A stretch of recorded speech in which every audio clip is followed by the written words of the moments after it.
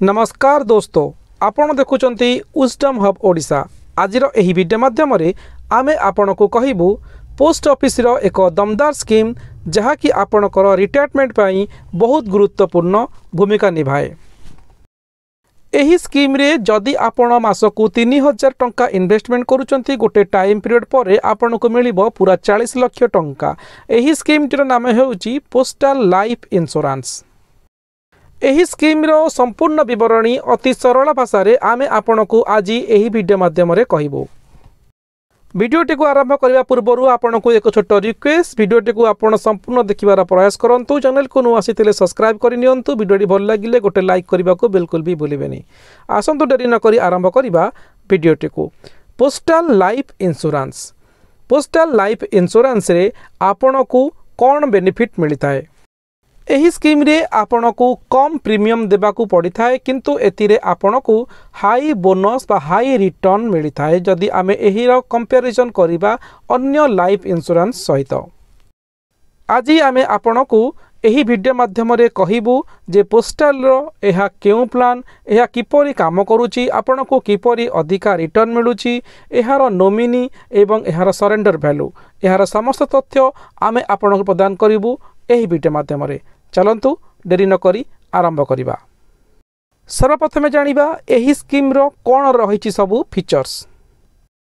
एही स्कीम रे आपण को ग्यारंटेड रिटर्न मिली थाए। एथि सहित आपणकर 100% आपणकर इन्वेस्टमेंट सिक्योर्ड रही थाए, काहे कि ना जेहेतु यह भारत सरकार द्वारा परिचालित।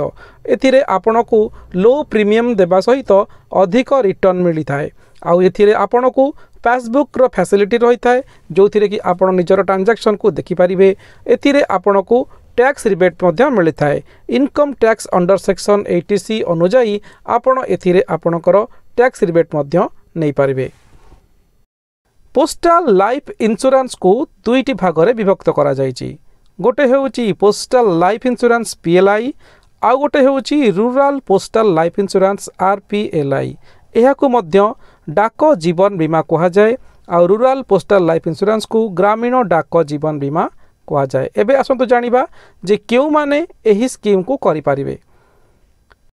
समस्त स्टेट एवं central government employee, bank employee, public sector employee, semi government रे काम करुथिबा employee, doctor, engineer, university, college, school रे काम करुथिबा एम्प्लॉई, जो माने प्राइवेट सेक्टर रे काम करूचंती एवं सेमानकर PF कटुची, से माने पोस्टल लाइफ इंश्योरेंस को नै पारिबे अथवा किनि पारिबे किंबा इन्वेस्टमेंट करि पारिबे।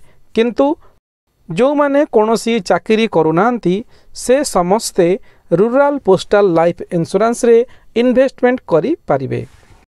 पोस्टल लाइफ इंश्योरेंस रे 6 गोटीरु ऊर्ध्व स्कीम बा प्लान रही। हेले आज आमे आपण को एही वीडियो माध्यम रे जो प्लान विषय रे कहिबू सही प्लान टिरे लो प्रीमियम देबा को पड़ी थाए, किंतु एथिरे अधिक रिटर्न मिली थाए। आसंतु आरंभ करिबा से केउ प्लान टी जानिबा। आमे आपण को कहया पई चाहूचु पोस्टल रो एंडोमेंट एश्योरेंस प्लान विषय रे, जहाकू पोस्टल लाइफ इंश्योरेंस रे एहाकू EA संतोष नाम रे जाना जाए, आउ रूरल पोस्टल लाइफ इंश्योरेंस रे एहाकू EA ग्राम संतोष नाम रे जाना जाए। एहार एज लिमिट रही 19 रु 55 वर्ष। 19 वर्ष रु 55 विषय रे जेकोसी व्यक्ति एही पोस्टल लाइफ इंश्योरेंस रे इन्वेस्टमेंट करि परिबे। इन्वेस्टमेंट केते रही? मिनिमम इन्वेस्टमेंट बा सम अस्योर्ड आपण को 20,000 टंका रु 50 लाख टंका पर्यंत करि परिबे। सेही भली EA ग्राम संतोष रे 19 रु 55 वर्ष मध्य रे जेकोसी व्यक्ति इन्वेस्टमेंट करि परिबे, किंतु एहार इन्वेस्टमेंट रे आपण को मिनिमम सम अस्योर्ड 10,000 टंका रहिबो, आ मैक्सिमम सम अस्योर्ड 10 लाख टंका रहिबो। बोनस कोन रहिछि EA संतोष रे? आपण को प्रति 1000 टंका रे 52 टंका आपण को बोनस मिली थाए, किंतु EA ग्राम संतोष रे आपण को प्रति 1000 टंका रे 42 टंका बोनस मिली थाए। एही दुईटी स्कीम को आपण monthly, quarterly, half yearly, yearly आकार रे आपण पेमेंट करि पारिबे। एबे आसंतु पूरा उदाहरण सहित बुझिबा जे पोस्टल लाइफ इंश्योरेंस किपरि काम करे। एही व्यक्ति विशेष को नाम होउची चंदन। आंकर बयस होउची 19 वर्ष। एही बयस रे जदि से गोटे 15 लाख टंकार सम एश्योर्ड लाइफ इंश्योरेंस को परचेज करूचंती तांकर मैच्योरिटी पाई तांको पाखरे रहउची पूरा 5टी ऑप्शन। प्रथम मैच्योरिटी एज रहउची 35 वर्ष, द्वितीय रहउची 40 वर्ष, तृतीयटी रहउची 45 वर्ष, चतुर्थ रहउची 50 वर्ष एवं पंचमटी रहउची 55 वर्ष रे से तांकर मैच्योरिटी एज को चयन करि पारिबे। चंदन को पाखरे पूरा 5टी ऑप्शन रहउची तांकर मैच्योरिटी एज को सिलेक्ट करबा पई केउ बयस रे से तांकर मैच्योरिटी को पाइबा पई चाहुचंती। एबे आसंतु आसीबा वीडियोर मेन मुद्दा को आमे आपण को कहितिलु 3000 टंका इन्वेस्टमेंट करी आपण किपरि पाई पारिबे पूरा 40 लाख टंका। आसंतु देखि नबा एही वीडियो माध्यम रे। Postal life insurance sum assured value रहउची 15 लाख। आसंतु पूरा डिटेल्स जानिबा वीडियो माध्यम रे। जदि आमर मैच्योरिटी बयस 35 वर्ष आमे सिलेक्ट करूचे ताहाले आमको मंथली प्रीमियम देबाकू पड़िबो 8037 टंका। ड्यूरेशन रहिबो 16 वर्ष। मैच्योरिटी वैल्यू मिलिबो 27,48,000 टंका। जदि आमे मैच्योरिटी एज को 40 वर्ष धरुचे ताहाले आमको मंथली प्रीमियम देबाकू पड़िबो 5078 टंका। 21 वर्ष पर्यंत प्रीमियम भरिया पड़िबो। एथिरे आमको मैच्योरिटी मिलिबो 31,38,000 टंका। 45 वर्ष रे जदि आमे मैच्योरिटी एज को नबा सिलेक्ट करिबा आमको मंथली प्रीमियम भरिया पड़िबो 4624 टंका।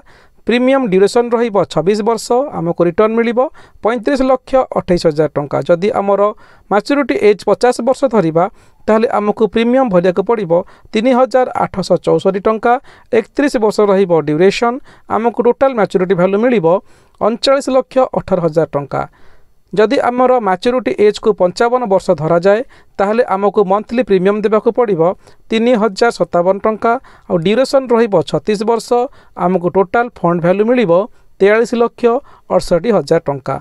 जहाँ वीडियो माध्यम रे आमे आपण को कहितिलु जे 3,000 टंका जदि आपण इन्वेस्टमेंट करिवे 40 लाख टंकार एक बड़ फंड किछि टाइम पीरियड परे आपण पाई परिबे आ एहा हेउची पूरा गारंटेड रिटर्न। सेहीपरि रूराल पोस्टल लाइफ इंश्योरेंस रे आपण को मिलुची पूरा 7टी ऑप्शन निजर मैच्योरिटी एज चयन करबा पई। आसंतु जानिबा 10 लाख सम एश्योर्ड रे आपण को केतोटी ऑप्शन मिलुअछि मैच्योरिटी एज आपणकर चयन करबा पई। Rural postal life insurance sum assured 10 lakh टंका रे आपण को 7टी ऑप्शन मिलुची मैच्योरिटी एज पई। गोटे रहउची 35 वर्ष जो थे कि आपण को प्रीमियम देबाकू पड़िबो 5,277 टंका। ड्यूरेशन रहिबो 16 वर्ष। मैच्योरिटी मिलिबो 17,68,000 टंका। 40 वर्ष प्रीमियम रहिबो 3,877 टंका। ड्यूरेशन रहिबो 21 वर्ष।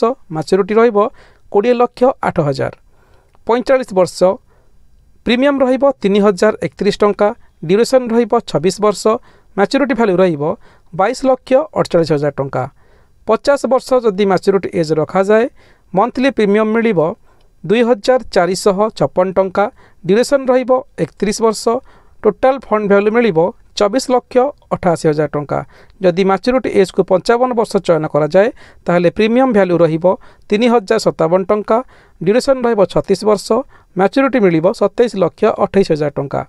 जदि मैच्योरिटी एज को 58 वर्ष आपण चयन करती आपण को मंथली प्रीमियम देबाकू पड़िबो 3,057 टंका। ड्यूरेशन रहिबो 39 वर्ष। आपण टोटल फंड वैल्यू मिलिबो 28,72,000 टंका। जदि आपण मैच्योरिटी एज को 60 वर्ष चयन करती आपण को मंथली प्रीमियम पड़िबो 1,777 टंका। एथिरे आपण को ड्यूरेशन रहिबो 41 वर्ष। मैच्योरिटी मिलिबो आपण को 29,68,000 टंका।